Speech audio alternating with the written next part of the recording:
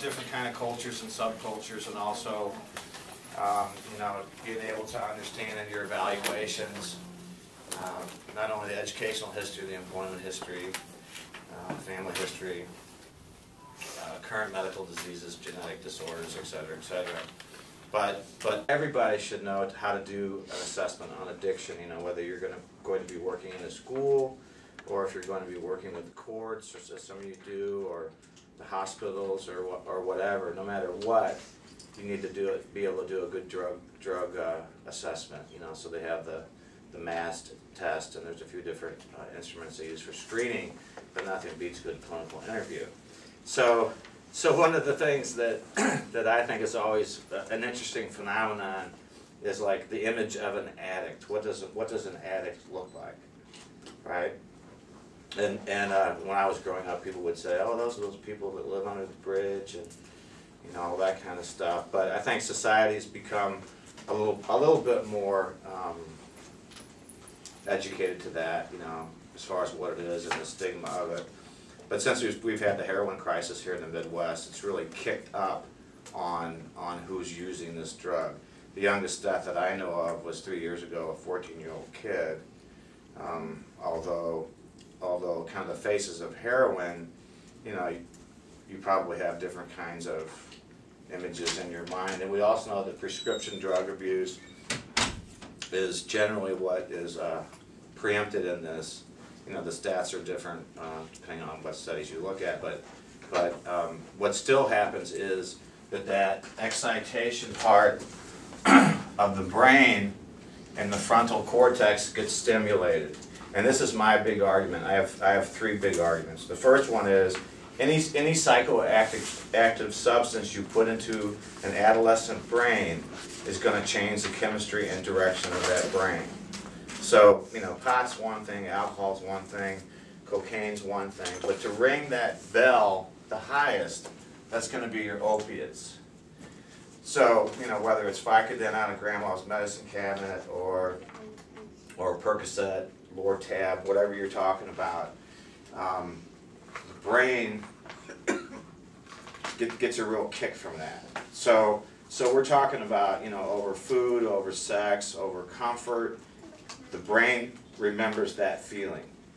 So a lot of folks graduate, 47 to 53%, I've heard different stats, onto heroin.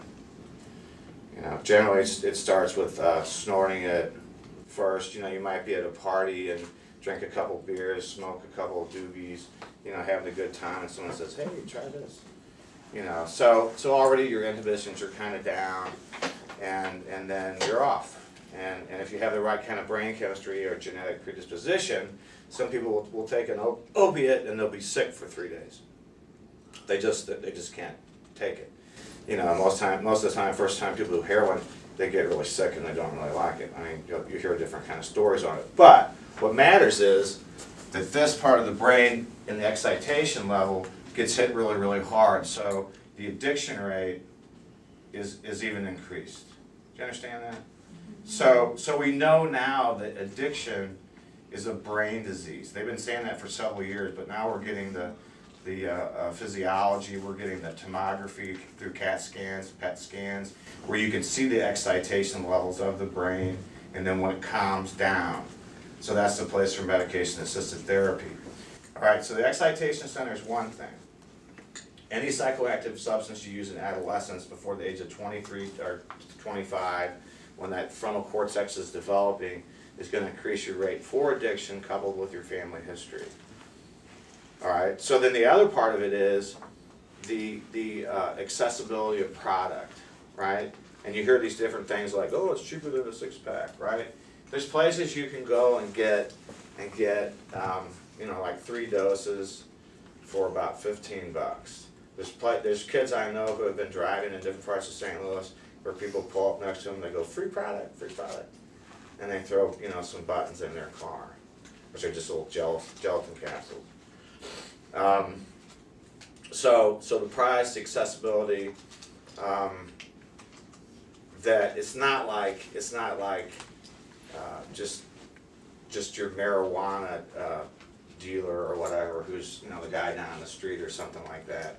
And this product is so strong that between, you know, purity rates of 40 something to 93%, you know, before they even put Dorman and Xanax and Benadryl and strychnine and all kinds of other stuff in it. But the people that sell this product also are very organized, so they plan on going to jail. That's part of the whole deal. So they keep really, really good records and track phones and all that kind of stuff.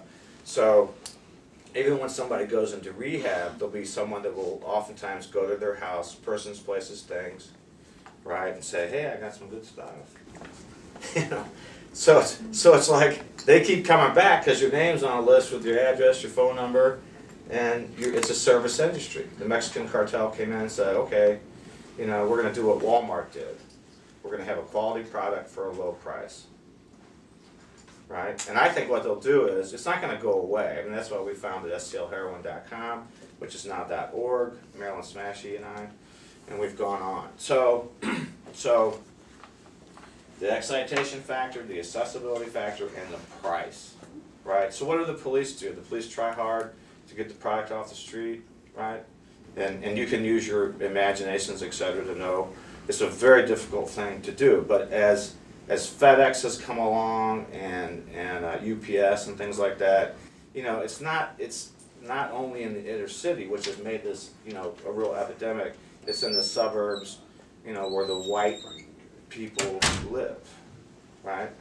So that's a whole nother lecture. But, you know, the distribution is very sophisticated, so it's not just in the inner city. You know, you don't have to go to Chicago, New York, LA. You can go to small towns in Missouri, Union, Washington, Troy, different rural areas. You know, so if somebody can't get one drug, what do? They use another drug. Whatever's available.